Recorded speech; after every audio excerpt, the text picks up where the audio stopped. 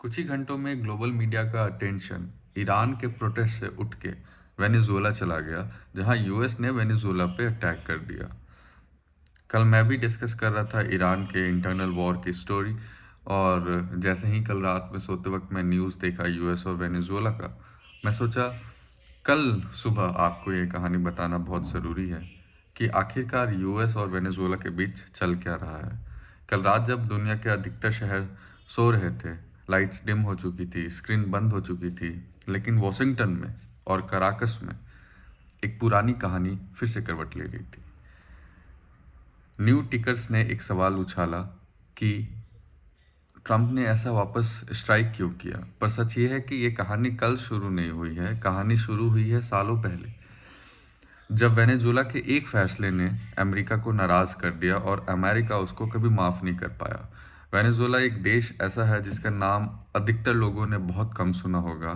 ये usually news में रहते नहीं हैं, लेकिन ये एक ऐसा देश है जिसके ज़मीन के नीचे बहुत ही ज़्यादा मात्रा में ऑयल का ख़जाना है। और मैं आपको एक बात बता दूं, धरती में जिस जिस देश के नीचे ऑयल है, अगर ऑयल इतनी बड़ी पावर है कि वो सिर्फ फ्यूल नहीं है, वो पूरे वर्ल्ड का कंट्रोल होता है, क्योंकि हर चीज़ में ऑयल का यूज़ है। और जियोपॉलिटिकल में ऐसा माना जाता है जिसके पास सबसे ज़्यादा ऑयल रिजर्व का कंट्रोल है, वो वर्ल्ड पे कंट्रोल कर रहा है, जैसे कि अभी अमेरिका के पास है। 1990s तक सब ठीक था, लेकिन वेनेजुएला अमेरिका का दोस्त भी था। यूएस की ऑयल कंपनीज वेनेजुएला में बहुत हद तक ऑयल निकालती थी और सारा कुछ कंट्रोल करती थी। लेकिन 1999 में एक गवर्नमेंट चेंज होती है और ह्यूगो सैवेज करके वेनेजुएला का गवर्नमेंट संभालते हैं। उन्होंने पावर संभालते सहित एक स्टेटमेंट दिया था कि वेनेजुएला का जो फ्यूल है, वेनेजुएला का जो ऑयल है, वो सिर्फ वेनेजुएला का होगा। और वाइट हाउस के कॉरिडोर में इस बात को लेके अलार्म बज गया कि ऐसा कैसे हो सकता है, क्योंकि यूएस जितनी भी कंपनियां वेनेजुएला में थी उन्हें बाहर निकाल दिया जाता है, ऑयल नेशनलाइज हो जाता है।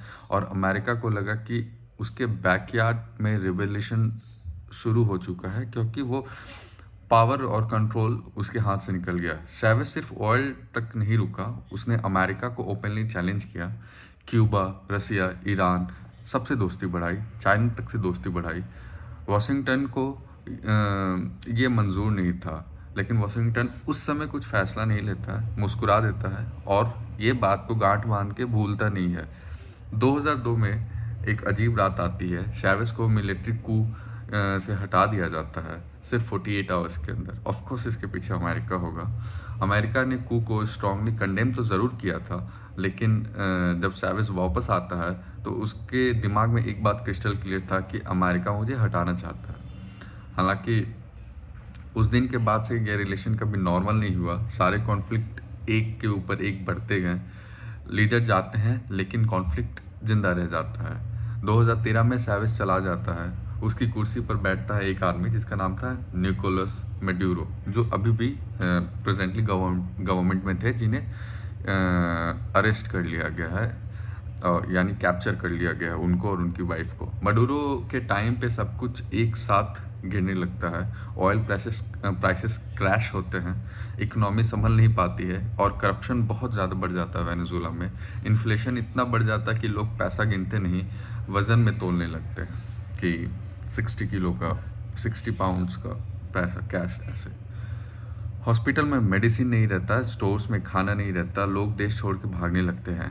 अमेरिका ने उंगली उठाई, मडुरो डिक्टेटर है करके। वेनेजुएला ने जवाब दिया कि अमेरिका हमें घुटनों पिलाने की कोशिश कर रहा है, क्योंकि वेनेजुएला को लगता था अमेरिका 1999 का बदला निकाल रहा है। अब तक सैंक्शन चालू होते हैं, बैंक को ब्लॉक कर दिया जाता है, ऑयल के एक्सपोर्ट्स रुक जाते हैं, बिना एक भी गोली चलाए पूरी कंट्री की इकॉनमी सांस लेने के लिए तड़प रही होती है। मडुरो ने रास्ता बदला, अमेरिका के दुश्मन को उसने दोस्त बनाया। वो रशिया से, चाइना से और ईरान से एक दोस्ती का हाथ बढ़ाता है।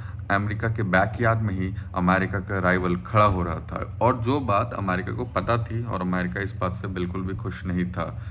और फिर जो हुआ वो कल की रात थी। अब हम कल की रात पे डिस्कस करते हैं। ट्रंप ने जो किया उसका ऑफिशियल रीज़न सिंपल था, उसने ऐसा चार्ज लगाया वेनेजुएला पे कि वेनेजुएला की धरती से ड्रग्स, इलीगल माइग्रेंट्स और नार्को टेररिज्म अमेरिका के अंदर बढ़ रहा है, जिसका सीधा कारण वेनेजुएला है। ट्रंप का कहना था कि वेनेजुएला एक क्रिमिनल स्टेट बन चुका है और उसकी कीमत अमेरिका को चुकानी पड़ रही है। ये रिजीम चेंज का एक तरीका हो सकता है, इंटरनेशनल लॉ का वायलेशन किए बिना और ऑयल और इलेक्शन पॉलिटिक्स में घुसे बिना उन्होंने ये सीधा तय कर दिया कि वेनेजुएला में टेररिज्म है, जिससे अमेरिका को प्रॉब्लम है, इसलिए अमेरिका इसके साथ जो सिचुएशन अभी क्रिएट हुआ कल रात को, वो मिलिट्री कू का, वो सही है। बहुत सारे देश जो अमेरिका के सपोर्टर्स हैं, उनका ये मानना है कि ये नेसेसरी था। वेस्टर्न हेमिस्फेयर को एक कंट्रोल में रहना चाहिए, जिसका कंट्रोल अमेरिका के पास है। बट कि ये बात कितना सच है? सच हमेशा बीच में ही होता है। अगर हम एक्सट्रीम राइट में चले जाएंगे, एक्सट्रीम लेफ्ट में चले जाएं, तो वो सच नहीं है। सच हमेशा बीच में ही लाई करता है। तो ट्रंप का एक मैसेज था, सिर्फ मडूरो को नहीं बल्कि दुनिया को, अमेरिका अपने बैकयार्ड या किसी और के हवाले नहीं कर सकता जो उसका दुश्मन कंट्री हो, जैसे कि रशिया या चाइना। यह अटैक सिर्फ एक कंट्री पर नहीं था, ये सिग्नल था रशिया के लिए और चाइना के लिए और उन सभी देशों के लिए जो ये समझते हैं कि अमेरिका अब थक चुका है। तो अब आगे क्या होगा ये सिनेरियो, मुझे ऐसा लगता है कि शायद वो निगोशिएशन पे उतरेंगे।